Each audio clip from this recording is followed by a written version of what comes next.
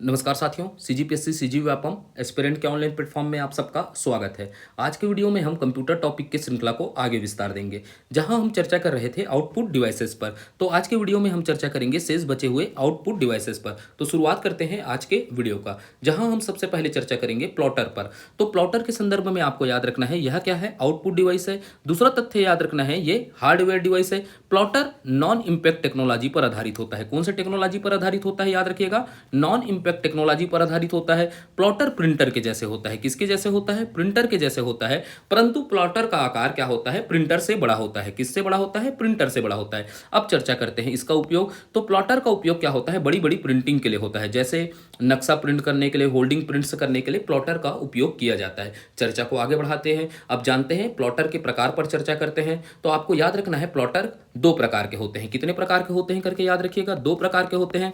जहां एक होता है फ्लैट बेड प्लॉटर होता है। कौन सा? फ्लैट बेड प्लॉटर होता है। और आपको याद रखना है ये सामान्य साइज के होते हैं। कैसे साइज के होते हैं? सामान्य साइज के। और दूसरा प्रकार होता है ड्रम प्लॉटर होता है, ये बड़े साइज के होते हैं। तो ड्रम प्लॉटर कैसे होते हैं? बड़े साइज के होते हैं। तो चर्चा को समाप्त करते हैं प्लॉटर पर, चलते हैं अगले आउटपुट डिवाइस पर। तो अगला आउटपुट डिवाइस हमारा है स्पीकर है। तो स्पीकर के संदर्भ में सबसे पहले तथ्य याद रखिएगा, यह क्या है? आउटपुट डिवाइस है। स्पीकर कैसा डिवाइस है? आउटपुट डिवाइस है।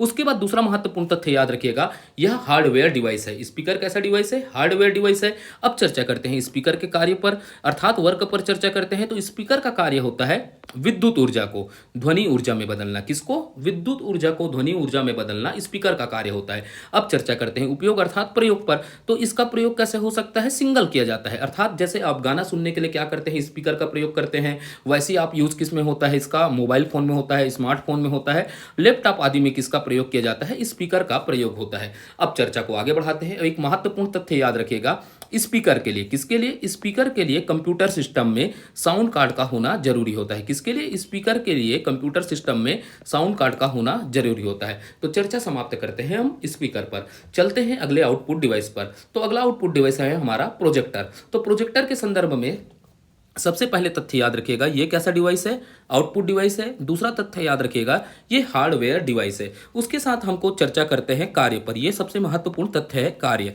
तो क्या कार्य होता है प्रोजेक्टर का? कि छोटे छोटे ग्राफिक्स और टेक्स्ट को बड़े आकार में बदलकर प्रक्षेपित करता है। कौन? प्रोजेक्टर। जैसे आप कॉलेज में पढ़े होंगे, प्रोजेक्टर से माध्यम से पढ़े होंगे, तो किताबें आपको क्या दिखती थी? बड़ी बड़ी दिखती थी, टेक्स्ट बड़े बड़े दिखते थे। तो ये किसका कार्य होता है? प्रोजेक्टर का। प्रोजेक्टर का कार्य होता है छोटे छोटे ग्राफिक्स और टेक्स्ट को बड़े आकार में बदलकर प्रक्षेपित करना। तो यहां हमारा समाप्त होता है पूरा आउटपुट डिवाइस, पूरा हमारा क्या हो गया? समाप्त हो गया। अब तक हमने आउटपुट और इनपुट डिवाइस पर चर्चा कर लिया। अब चर्चा करते हैं कॉमन डिवाइस पर। किस पर चर्चा करते हैं? कॉमन डिवाइस पर। तो जानते हैं कॉमन डिवाइस क्या होता है। तो वे डिवाइस जो इनपुट एवं आउटपुट दोनों का कार्य करते हैं, उसे क्या कहा जाता है? Common device. तो आप समझ पाए कॉमन डिवाइस क्या होता है? ऐसे डिवाइसेस जो इनपुट एवं आउटपुट दोनों का कार्य करते हैं, उसे क्या कहा जाता है? Common device. अब चर्चा करते हैं प्रमुख कॉमन डिवाइस में, जहां आपको सबसे पहले याद रखना है फोटोकॉपी मशीन। कौन सा मशीन? पहला, फोटोकॉपी मशीन कैसा डिवाइस है? कॉमन डिवाइस है, क्योंकि यह संयोजन होता है प्रिंटर और स्कैनर का। तो प्रिंटर क्या है? आउटपुट डिवाइस है। स्कैनर कैसा डिवाइस है? इनपुट। इसीलिए क्या होता है? फोटोकॉपी मशीन को क्या कहा जाता है? Common device. उसके बाद दूसरा याद रखिएगा टच स्क्रीन होता है। तीसरा आपको याद रखना है कॉमन डिवाइस के अंतर्गत क्या होगा? हेडफोन होगा। चौथा आपको याद रखना है मॉडेम। पांचवा याद आपको रखना है फैक्स मशीन। तो ये सब क्या है? कॉमन डिवाइस है। एक बार आप बोलिएगा घर में, पहला बोलिएगा फोटोकॉपी मशीन, दूसरा बोलिएगा टच स्क्रीन, उसके बाद आपको याद रखना है हेडफोन, उसके बाद याद रखना है मॉडेम, मॉडेम के बाद आपको याद रखना है फैक्स। तो हम दो कॉमन डिवाइस पर चर्चा करेंगे, महत्वपूर्ण कॉमन डिवाइस पर। मॉडेम और फैक्स पर विस्तार पूर्वक चर्चा करते हैं। तो शुरुआत करते हैं मॉडेम। तो मॉडेम का आपको सबसे पहले याद रखना है फुल फॉर्म मॉड्यूलेटर, और क्या होता है? डीमॉड्यूलेटर कहा जाता है। मॉडेम का फुल फॉर्म क्या होता है? Modulator, demodulator. अब उसके बाद आपको दूसरा महत्वपूर्ण तथ्य याद रखना है, यह हार्डवेयर डिवाइस है। मॉडेम कैसा डिवाइस है? हार्डवेयर डिवाइस है। उसके साथ साथ याद रखना है आपको कॉमन डिवाइस है। अभी हमने चर्चा किया कि मॉडेम कैसा डिवाइस है? कॉमन डिवाइस है। उसके बाद एक महत्वपूर्ण तथ्य याद रखना है, नेटवर्क डिवाइस है। कौन सा डिवाइस है? नेटवर्क डिवाइस है मॉडेम।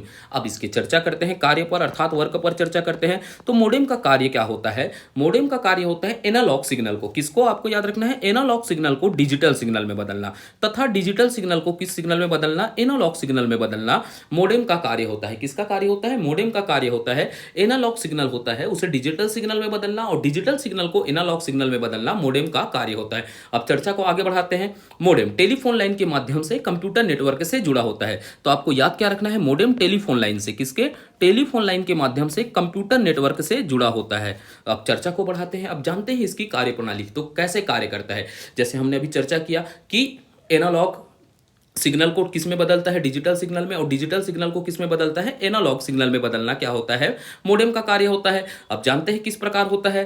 तो यह कैसे जुड़े रहता है, अभी चर्चा की हमने कि ये टेलीफोन लाइन के माध्यम से किससे जुड़ा होता है, कंप्यूटर नेटवर्क से जुड़ा होता है मोडेम। तो देखते हैं ये चित्र के माध्यम से आप समझने का क्या करिएगा, प्रयास करिएगा। ये कौन सा है, हमारा टेलीफोन लाइन है। किस कौन सा लाइन है, टेलीफोन लाइन। और टेलीफोन लाइन के माध्यम से किससे जुड़ा रहता है, हमारा मोडेम कंप्यूटर नेटवर्क से जुड़ता है। तो ये देखिएगा हमारा क्या है, कंप्यूटर नेटवर्क है, ये क्या है, मोडेम है। और ये किससे जुड़ा हुआ है, टेलीफोन लाइन के माध्यम से किससे जुड़ता है, कंप्यूटर नेटवर्क से जुड़ता है।